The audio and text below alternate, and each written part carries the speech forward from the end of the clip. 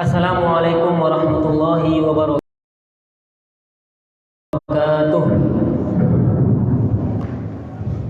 Alhamdulillah, wassalatu wassalamu ala rasulillah, amma ba'd. Baiklah kaum muslimin dan muslimat yang dirahmati oleh Allah Subhanahu wa taala, kita lanjutkan pembahasan kita. Empat perkara yang harus kita ketahui di dalam beragama ini. Pertama, al-ilmu. Kemudian di dalam hal ini yang dimaksud dengan ilmu di sini sesuai dengan dalil-dalil syariat, yang dimaksud dengan ilmu di sini adalah ma'rifatullah. Kita mengenal Allah. Kita mengenal Allah ya. Dan di sini disebutkan di antara makna mengenal Allah atau hakikat dari mengenal Allah, di sini Syekh Utsaimin mengatakan ay ma'rifatullahi azza wa jalla bil qalbi, ma'rifatun tastalzimu qubuli ma syar'ahu bil id'ani wal inqiyadi lahu wa tahkimi syari'atihi allati ja'a biha Rasul sallallahu alaihi wasallam. Perhatikan, di antara makna ma'rifah atau mengenal Allah di sini dijelaskan secara umum dulu ya, karena nanti akan ada rincian di dalam kitab ini. Namun secara umum, secara kaidah, hakikat dari mengenal Allah Subhanahu wa taala adalah seseorang yang mengenal Allah Subhanahu wa taala seharusnya itu mewajibkan bagi dia untuk menerima seluruh syariat-syariat yang telah ditetapkan oleh Allah Subhanahu wa taala. Kemudian dia tunduk dan patuh kepada Allah Subhanahu wa taala. Ini adalah hakikat dari ma'rifatullah, mengenal Allah ya. Bukan sekedar hanya meyakini di hati ya. Ma'rifatullah azza wa jalla biqalbi, tidak hanya cukup dengan meyakini Allah Subhanahu wa taala di hati, kita meyakini Allah sebagai Rabb kita, tidak cukup hal demikian. Akan tetapi mengenal Allah Subhanahu wa taala, yakin terhadap Allah Subhanahu wa taala dengan keagungannya di dalam hati kita, maka itu melazimkan kita untuk menerima seluruh apa-apa yang telah ditetapkan Allah Subhanahu wa taala di dalam syariat ini. Kemudian itu juga mengharuskan kita untuk tunduk dan patuh kepada Allah Subhanahu wa taala. Dan ini adalah makna kalimat syahadat asyhadu alla ilaha illallah ya. Di mana seseorang meyakini dengan benarnya keyakinan seseorang terhadap kalimat la ilaha illallah, maka itu mengharuskan bagi dia untuk apa? Untuk menerima seluruh syariat Allah dan serta tunduk dan patuh kepada Allah Subhanahu wa taala. Sehingga jemaah sekalian, kalau hanya sekedar yakin saja di dalam hati terhadap Allah Subhanahu wa taala, kalau hanya sekedar mengenal Allah Subhanahu wa taala tanpa adanya rasa ketundukan, tanpa adanya bentuk kepatuhan kepada Allah Subhanahu wa taala, maka ini tidak ada faedahnya ya. Maka ini tidak ada faedahnya. Bahkan Allah Subhanahu wa taala melaknat iblis karena apa? Iblis dilaknat oleh Allah Subhanahu wa taala karena apa? Karena ketidakpatuhan dia. Karena ketidakpatuhan mereka kepada Allah Subhanahu wa taala. Kalau masalah keyakinan, mereka yakin terhadap Allah Subhanahu wa taala. Mereka yakin bahwasanya Allah yang menciptakan mereka. Namun dengan ketidakadanya kepatuhan mereka terhadap syariat Allah, tidak maunya mereka, iblis menerima syariat Allah Subhanahu wa taala, yang mana ketika itu Allah mensyariatkan, memerintahkan kepada mereka untuk sujud kepada Nabi Adam, maka Allah pun melaknat mereka ya. Allah pun melaknat mereka dan bahkan menghukum mereka dengan diturunkannya mereka dari surga. Sebagaimana yang Allah katakan, qala ma mana'aka alla tasjudu qala khalaqatahu min tin qala khalaqatani min nari wa khalaqatahu min tin. Allah berkata kepada iblis, apa yang membuat engkau tidak mau bersujud kepada Adam? Apa yang menghalangi engkau untuk tidak bersujud kepada Adam? Maka iblis pun mengatakan, khalaqatani min nar, engkau menciptakan aku dari api. Namun engkau menciptakan apa? Sedangkan engkau menciptakan Adam dari tanah. Di dalam ayat ini Allah menyatakan bahwasanya dalam masalah keyakinan, iblis pun meyakini bahwasanya yang menciptakannya adalah siapa? Adalah Allah Subhanahu wa taala. Namun hal ini tidak cukup bagi seseorang untuk mengaplikasikan untuk mengamalkan kalimat la ilaha illallah, atau tidak cukup sebagai bukti bahwasanya seseorang benar-benar mengenal Allah Subhanahu wa taala. Karena mengenal Allah Subhanahu wa taala itu melazimkan seseorang untuk tunduk dan patuh kepada Allah Subhanahu wa taala. Dan tunduk dan patuhnya seseorang kepada Allah Subhanahu wa taala itu dibuktikan dengan apa? Dengan amal saleh, ya. Dan inilah yang tidak dilakukan oleh iblis, ya. Sehingga mereka dihukum oleh Allah Subhanahu wa taala. Kalau dalam masalah keyakinan, iblis juga meyakini tentang Allah, ya. Kalau masalah keyakinan, bahkan sampai orang-orang kafir Quraisy pun mereka juga yakin terhadap Allah Subhanahu wa taala. Bahkan di dalam ayat yang senada, ya, Allah memerintahkan kepada Nabi Muhammad sallallahu alaihi wasallam, "Wa la in sa'altahum man khalaqas samawati wal arda la yaqulunna Allah." Dan jika engkau Muhammad bertanya kepada orang-orang kafir Quraisy yang mereka menyembah berhala, jika ditanyakan kepada mereka, siapakah yang menciptakan langit, siapakah yang menciptakan bumi, la yaqulunna Allah, maka mereka pasti akan mengatakan yang menciptakannya adalah Allah Subhanahu wa taala. Namun kalau sekedar hanya keyakinan tanpa dibuktikan dengan ketundukan dan kepatuhan, maka ini tidak atau belum cukup dinyatakan seseorang sebagai mengenal Allah, ya. Sebagai apa? Sebagai mengamalkan kalimat tauhid. Ini tidak cukup dikatakan sebagai seorang untuk apa? Untuk mengenal Allah Subhanahu wa taala. Kemudian wa ma'rifatu nabiyhi, sama, ya, wa ma'rifatu nabiyhi, bahwasanya di antara makna ma'rifah mengenal Nabi sallallahu alaihi wasallam, dan ini di antara bentuk makna syahadat Rasul, ya, bahwasanya seseorang yang mengenal Nabi sallallahu alaihi wasallam maka diharuskan bagi dia untuk apa? Qubulu ma ja'a bihi minal huda wa dinil haq. Diwajibkan bagi mereka untuk menerima seluruh apa yang dikabarkan oleh Nabi sallallahu alaihi wasallam, dan ini merupakan prinsip, ya. Ini merupakan prinsip yang ada di dalam kalimat syahadat, ya. Atau ketika seorang mengenal Nabi sallallahu alaihi wasallam, mereka mempelajari tentang Nabi sallallahu alaihi wasallam, maka diwajibkan bagi mereka untuk menerima seluruh syariat yang dibawa oleh Nabi sallallahu alaihi wasallam. Dan inilah prinsip yang harus dijaga oleh seorang muslim, ya. Dan kebanyakan manusia, mereka merasa berat dan sulit untuk menerima agama ini dengan benar karena mereka tidak menjaga prinsip yang satu ini. Seseorang yang mampu menjaga prinsip ini dengan benar maka mudah mengamalkan agama ini, ya. Ketika seseorang bersyahadat terhadap Rasul, asyhadu anna Muhammadar Rasulullah, aku bersaksi bahwasanya Muhammad adalah utusan Allah. Kemudian dia buktikan dengan apa? Dengan menerima seluruh syariatnya, maka apapun perintah Rasul maka sangat mudah bagi dia untuk mengamalkan. Namun bagi orang yang tidak memegang prinsip ini, terkadang ada saja penghalang bagi mereka untuk apa? Untuk menerima perintah ataupun apa? Menjauhi larangan-larangan dari Nabi sallallahu alaihi wasallam. Ketika Nabi, contoh saja, ya. Ketika Nabi sallallahu alaihi wasallam memerintahkan seseorang untuk apa? Membiarkan jenggotnya. Ketika seseorang memahami prinsip ini, maka mereka dengan mudah untuk apa? Untuk menerima agama ini, menerima perintah dari Nabi sallallahu alaihi wasallam tanpa mempermasalahkannya dengan apapun, ya.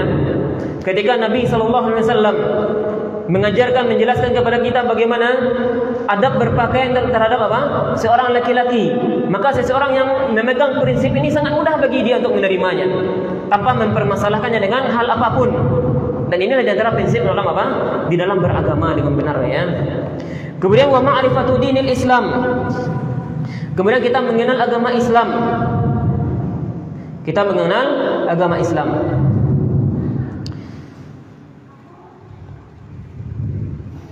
Dan secara umum di sini agama Islam dibagi oleh Syekh Utsaimin menjadi dua, ya.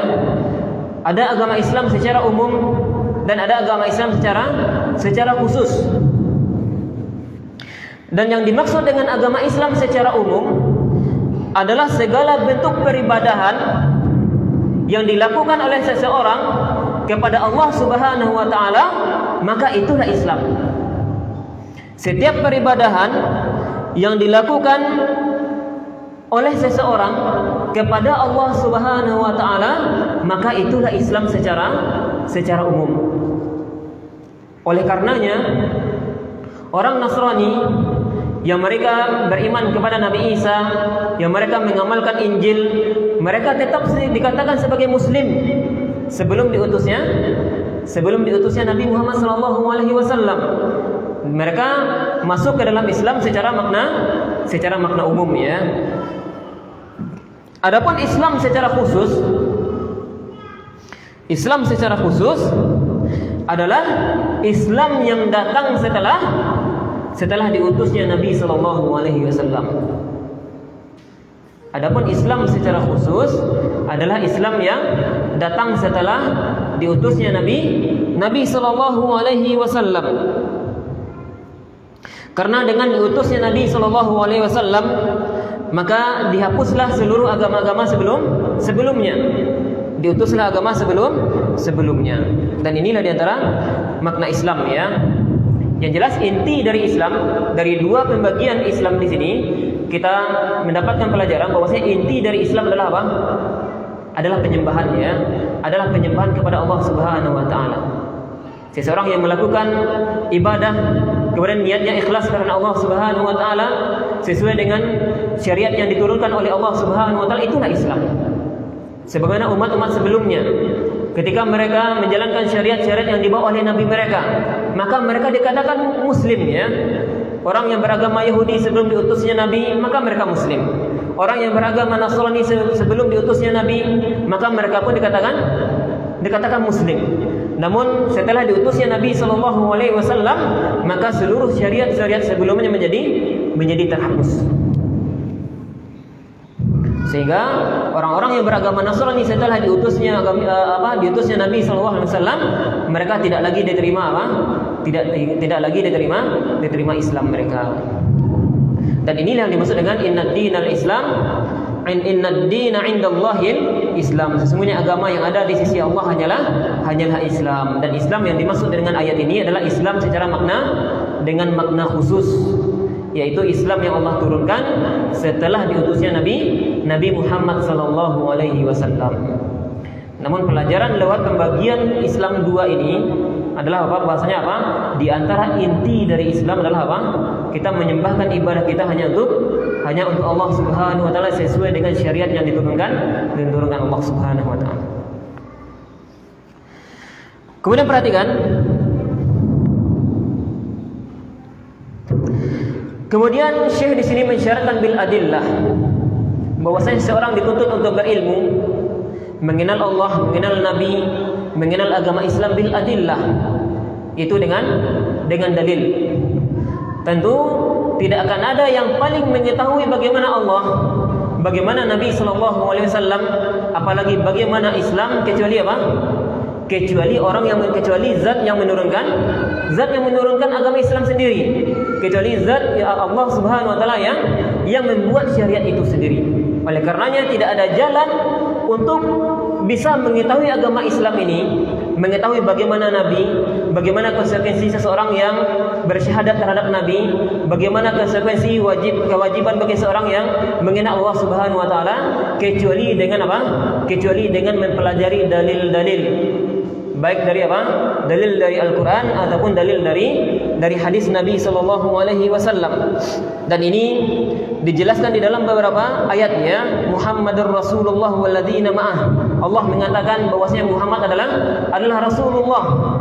Dan di antara seseorang yang mengakui bahwasanya Nabi Muhammad adalah utusannya Allah Subhanahu wa taala, maka mereka diwajibkan untuk apa?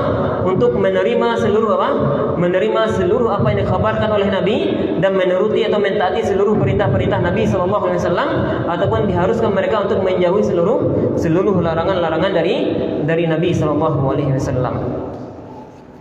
Semuanya dengan dalil. Ini yang pertama, ya. Ini kewajiban pertama yang harus kita jaga, yaitu berilmu, ya. Berilmu, mengetahui Allah, mengetahui Nabi, dan mengetahui mengetahui agama ya. Kemudian yang kedua, perkara kedua yang diwajibkan bagi kita tadi apa? Beramal. Seperti yang sudah kita singgung tadi, bahwasanya seseorang dikatakan Islam tentu harus dibuktikan dengan apa? Tentu dibuktikan dengan amal. Dan Islam tidak cukup dengan apa? Dengan keyakinan semata. Islam tidak cukup dengan keyakinan semata.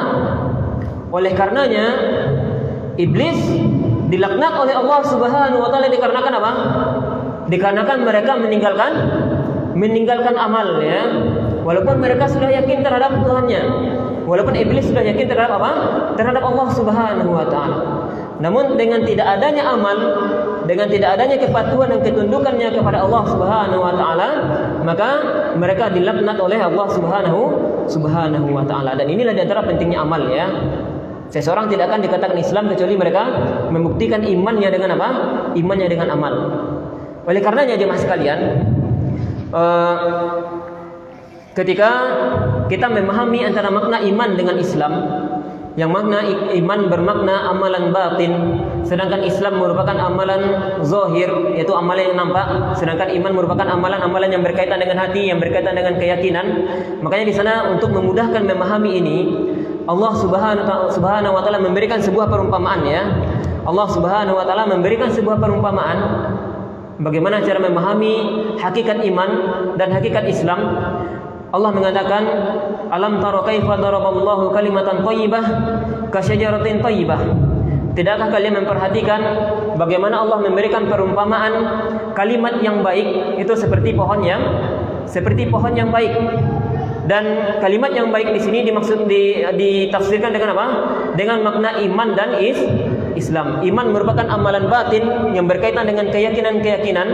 Adapun Islam merupakan amalan zahir, yaitu amalan-amalan yang nampak, baik nampak lewat lisan ataupun nampak dengan apa?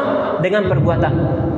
Maka Allah Subhanahu wa taala mengibaratkan antara amalan batin, amalan hati dengan amalan zahir itu sebuah pohon. Yang mana akar sebuah pohon ini dibayangkan ya, yang mana akar sebuah pohon itu diibaratkan dengan amalan batin. Dan sehatnya sebuah akar itu ditunjukkan dengan adanya apa? Adanya pohon di atasnya. Adanya amalan zahir ya. Maka dikatakan seseorang yang benar imannya, walaupun iman tersebut berupa keyakinan yang ada di dalam hati ya. Seseorang yang benar-benar beriman, maka iman tersebut dibuktikan dengan adanya apa? Dengan adanya amalan zahir sebagaimana sebuah pohon. Bagus dan baiknya sebuah akar, maka itu dibuktikan dengan adanya pohon yang bagus ya. Semakin bagus akarnya, maka semakin sehat pohonnya, semakin besar dahannya, semakin banyak daunnya, semakin rimbun apa? Semakin rimbun pohonnya. Begitu juga seseorang yang semakin bagus imannya di dadanya, maka itu dibuktikannya dengan apa? Dengan semakin bagusnya amal mereka. Semakin bagus, semakin banyaknya amalnya, semakin bagus amalnya, maka semakin baguslah apa? Semakin baguslah pohonnya. Inilah diantara makna iman dengan Islam ya, di mana ketika seseorang belajar mengenal Allah, mengenal agama ataupun mengenal Nabi, maka diwajibkan bagi dia untuk apa? Untuk mengamalkannya. Inilah kedudukan amal ya. Inilah kedudukan antara berilmu dengan apa? Dengan beramal. Yang mana kedua-duanya selama-lamanya tidak akan pernah dipisahkan. Kedua-duanya selama-lamanya tidak akan pernah dipisahkan. Oleh karenanya, di dalam hal ini, seseorang yang berilmu, di dalam masalah amal ataupun berilmu, maka ada dua golongan yang disesatkan oleh Allah Subhanahu wa taala ya. Terutama di dalam surah Al-Fatihah yang sering kita bacakan, ghairil maghdubi alaihim waladdallin.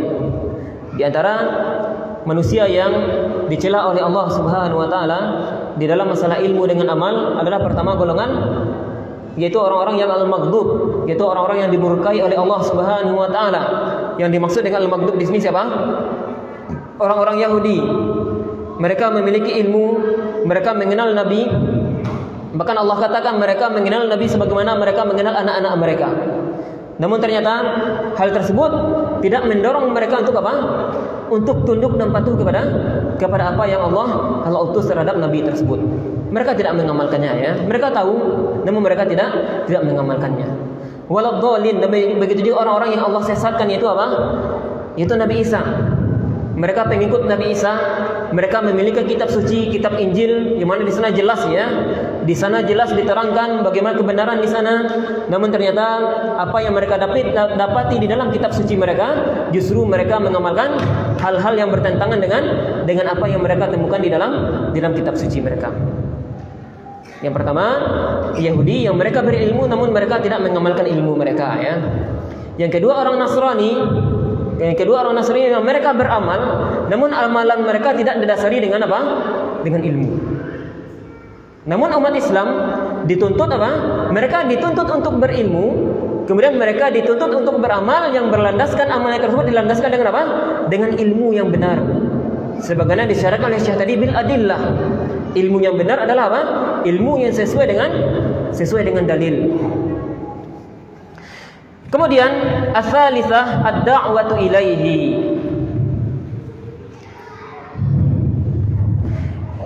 Yang ketiga tadi apa? Setelah seseorang berilmu, kemudian dia mengamalkan ilmunya, maka diharuskan bagi mereka untuk apa? Untuk mendakwahkannya. Karena Islam tidak akan tegak kecuali dengan apa? Kecuali dengan dakwah ya. Kecuali dengan dakwah mengajak ya. Tentu dakwah di sini bukan hanya sekedar dakwah yang dilakukan oleh para dai di atas mimbar, bukan. Sebagaimana ilmu yang kita bagi menjadi dua tadi ya.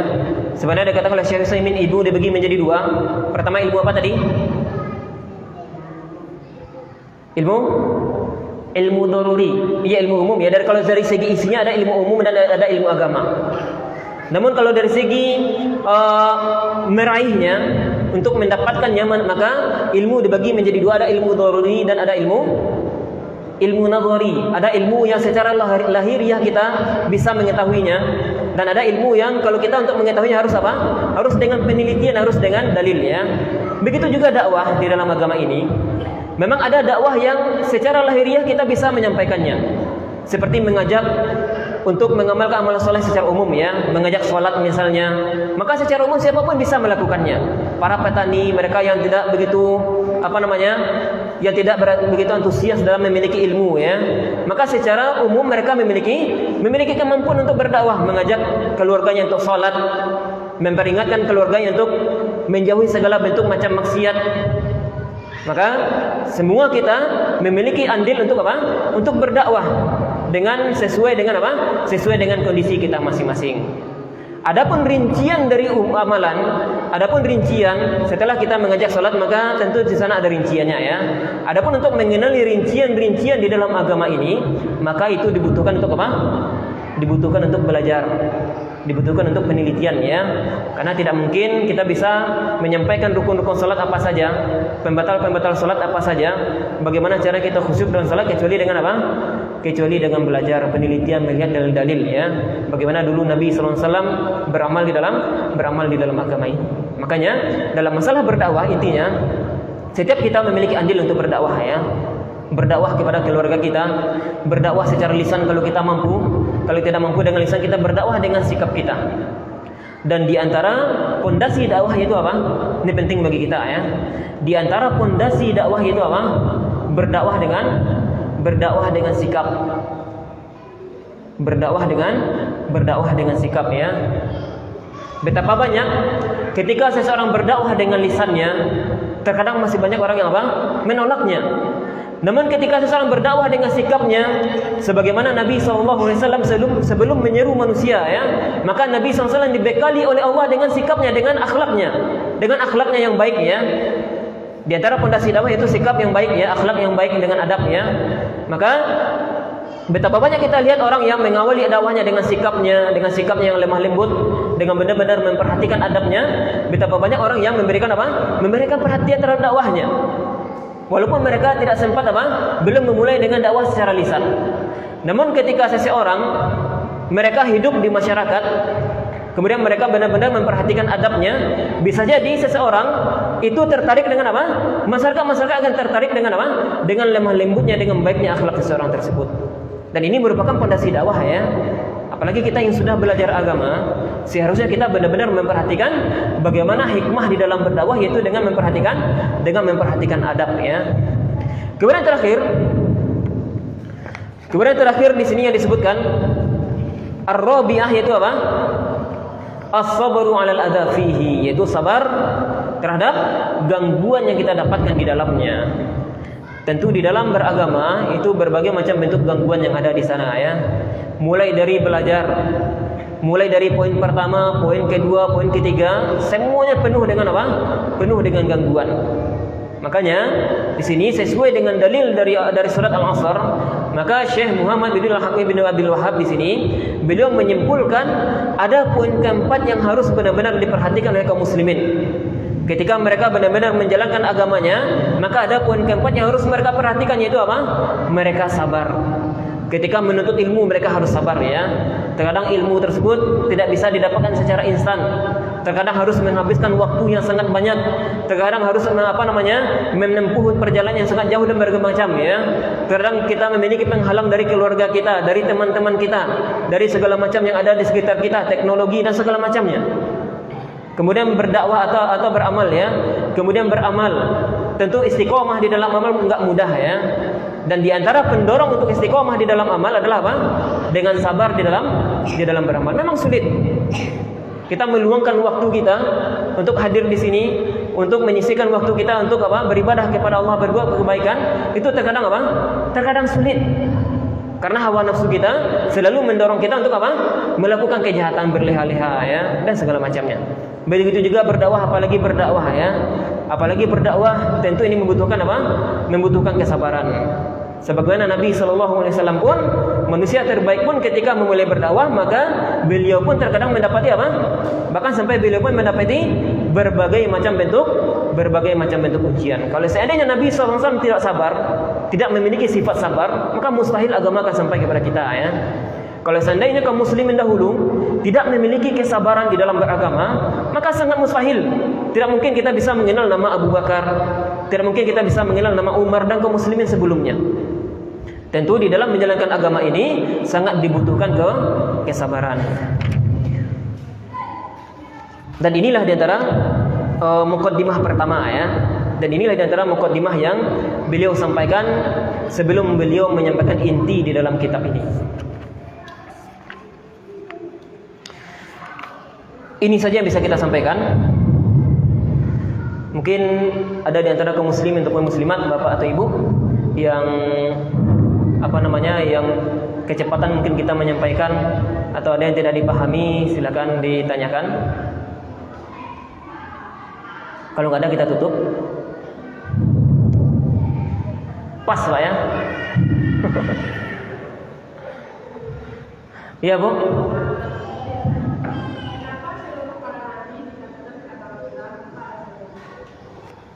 Kenapa seluruh para nabi dikatakan agama Islam?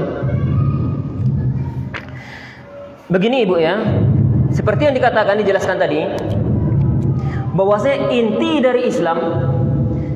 dari Islam adalah melakukan penyembahan kepada Allah Subhanahu wa taala sesuai dengan syariat yang telah ditentukan oleh Allah Subhanahu wa taala.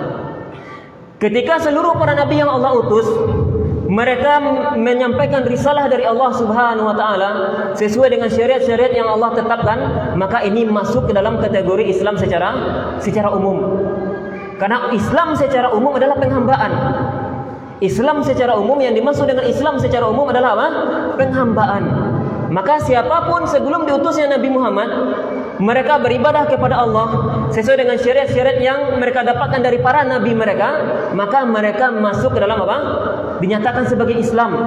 Sebagaimana Ibrahim di sini disebutkan ya. Sebagaimana Nabi Ibrahim, tentu jelas Nabi Ibrahim adalah nabi yang diutus sebelum apa? Sebelum Nabi Muhammad. Nabi Ibrahim pernah berdoa kepada Allah Subhanahu wa taala, "Rabbana waj'alna muslimaini laka wa min dzurriyyatina ummatan muslimatan lak." Ya Allah, jadikanlah kami sebagai orang Islam. jadikanlah kami sebagai orang Islam yang menyerahkan diri kepada Engkau terhadap apa-apa yang Kau tetapkan, karena itu di antara makna Islam ya. Wa min dzurriyyatina ummatan muslimatan lak. Dan begitu juga jadikanlah anak keturunan kami sebagai apa? Sebagai orang Islam. Karena di antara inti Islam adalah apa? Ketundukan dan kepatuhan kepada Allah Subhanahu wa taala. Dan inilah makna Islam secara umum. Adapun Islam secara khusus yaitu apa? Yaitu Islam yang Allah syariatkan setelah diutusnya Nabi Muhammad. Makanya mereka yang dulu Nasrani, sebelum diutusnya Nabi Muhammad, mereka Nasrani dan mereka dikatakan sebagai Muslim. Ketika diutusnya Nabi Muhammad SAW, maka diwajibkan bagi mereka untuk mengikuti syariat Nabi Muhammad.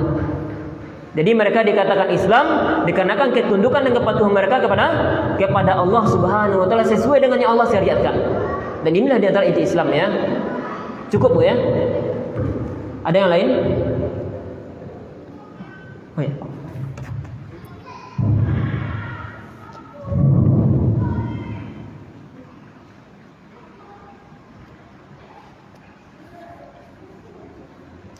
Memang terkadang seperti yang sudah diisyaratkan lewat kitab ini ya, bagaimanapun di dalam menjalankan agama ini, maka di sana dipastikan akan ada ujian-ujian ya, baik ujian dari dalam diri kita dalam berbentuk malas mungkin ya, ataupun dari luar diri kita mungkin bentuk celaan atau bentuk cercaan atau bentuk merendahkan dan segala macamnya. Memang terkadang sebagian teman-teman kita ketika mereka mulai bersemangat dalam mempelajari agama, terkadang ada sebagian kaum muslimin saudara-saudara kita yang justru melemahkan semangat mereka ya. Dan di antara kalimat yang sering mereka ucapkan, jangan merasa apa tadi? Katanya kita belum tentu benar, jangan mengaku kita yang paling benar ya. Memang kita enggak mengaku yang paling benar. Namun ketika seseorang belajar sesuai dengan apa yang dituntut oleh Allah Subhanahu wa taala, yang mana ketika seorang belajar agama sesuai dengan yang Allah turunkan, tentu yang mengatakan kebenaran tersebut adalah Allah. Kita belajar bukan berarti kita membenarkan diri kita ya. Namun kita belajar dengan apa? Sesuai dengan dalil. Yang mana dalil tersebut datang dari Allah Subhanahu wa taala secara langsung. Maka inilah yang benar ya. Kita berusaha belajar dengan apa? Dengan cara yang benar seperti yang telah diisyaratkan oleh Allah Subhanahu wa taala. Tentu kebenaran adalah apa? Kebenaran mutlak itu datang dari Allah Subhanahu wa taala. Kita tidak mengatakan diri kita benar, namun kita berusaha mengikuti dalil ya, yang mana dalil merupakan kebenaran mutlak. Maka sangat aneh ya, ketika seseorang belajar agama seperti apa yang telah diisyaratkan oleh Allah Subhanahu wa taala, yaitu belajar agama sesuai dengan dalil, maka sangat aneh kalau dikatakan apa? Dengan merasa paling benar. Tentu ini merupakan bentuk apa? Bentuk talbis ya, bentuk bisikan-bisikan ataupun godaan-godaan agar seseorang apa? Meluntur atau tidak lagi bersemangat di dalam mempelajari agama. Yang jelas jemaah sekalian, kalau seandainya ada perkataan-perkataan semacam ini, enggak usah terlalu dihiraukan ya. Karena yang jelas kalau kita sudah yakin inilah kebenaran, kita meyakini ini kebenaran, gimana kebenaran yang kita lihat ini merupakan dalil ya, datang dari dalil Al-Quran dan hadis, tetap belajar ya, tetap belajar. Gimana perkataan-perkataan semacam ini merupakan apa? Merupakan bentuk-bentuk talbis iblis ya. Gimana di antara apa? Di antara bentuk talbis iblis, godaan-godaan iblis, bagaimana seseorang bisa terhalang dari apa? Terhalang dari belajar. Karena belajar merupakan ibadah ya. Karena Allah yang memerintahkan. Wa'lam annahu la ilaha illallah ya.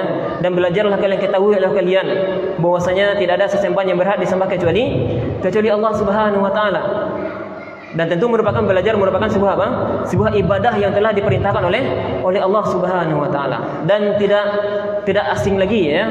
Dan sudah memang semestinya setiap ibadah-ibadah pasti akan mendapatkan berbagai macam bentuk godaan. Makanya kalau kita disuruh menanggapi, enggak usah ditanggapi ya. Enggak usah ditanggapi perkataan-perkataan semacam ini. Diam saja. Kalau kita tanggapi pun kadang apa? Mereka lihai dalam apa? Ini di antara bentuk kelihan dalam berbicara ya. Enggak usah ditanggapi. Kalau kita sudah meyakini ini kebenaran yang datang dari Al-Quran ataupun dari hadis, sudah tetap jalankan ya. Terus belajar dan terus beramal. Dan enggak usah disibukkan dengan apa? Dengan berbagai macam bentuk fitnah ya. Cukup ya.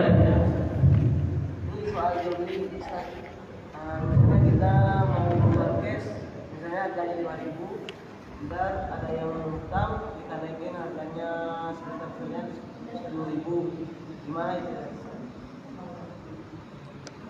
Case-nya 5.000 tapi yang berhutang jadinya 10.000, tapi orang itu tahu kan? Iya.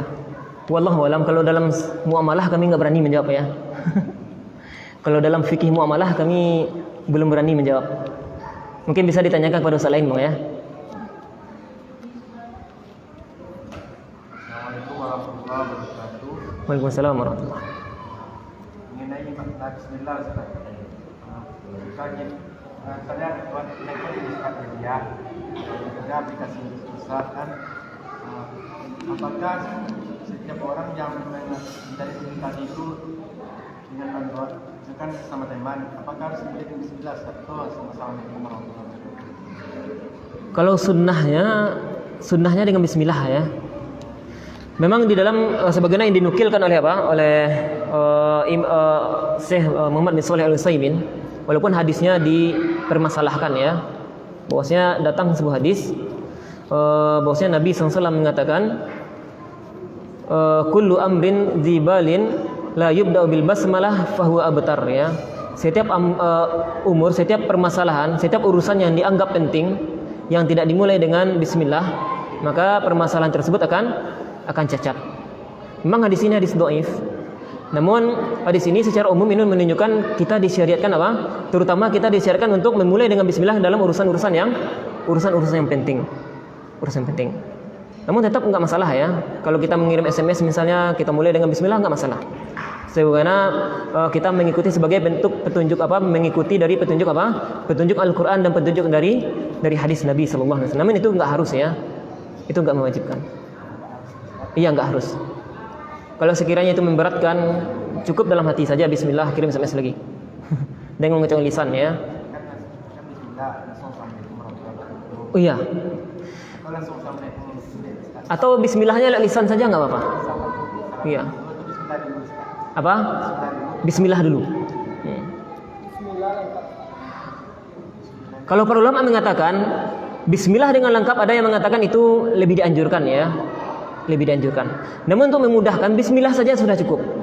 Bismillah saja sudah cukup ya, karena sudah di sana sudah terkandung doa. Apalagi nama Allah Subhanahu wa taala, lafaz Allah itu sudah mewakili seluruh Seluruh nama-nama Allah Subhanahu wa taala. Walaupun ada para ulama yang mengatakan bahwasanya lebih utama membaca lengkap ya, tapi membaca bismillah saja sudah Sudah cukup ya. Kalau untuk masalah tulisan tadi dengan lisan saja cukup, karena tulisan itu merupakan tulisan merupakan perwakilan dari perwakilan dari lisan ya. Bismillah tulis lagi. Assalamualaikum warahmatullahi wabarakatuh. Lisan Enggak masalah juga. Ya. Namun assalamualaikum tetap dianjurkan untuk menulis, karena itu hak antara antara sebagian muslim dengan muslim lainnya ya. Ada yang lain?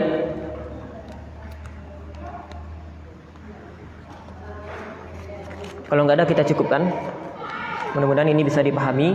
Yang jelas di sini terdapat prinsip-prinsip di dalam beragama ya.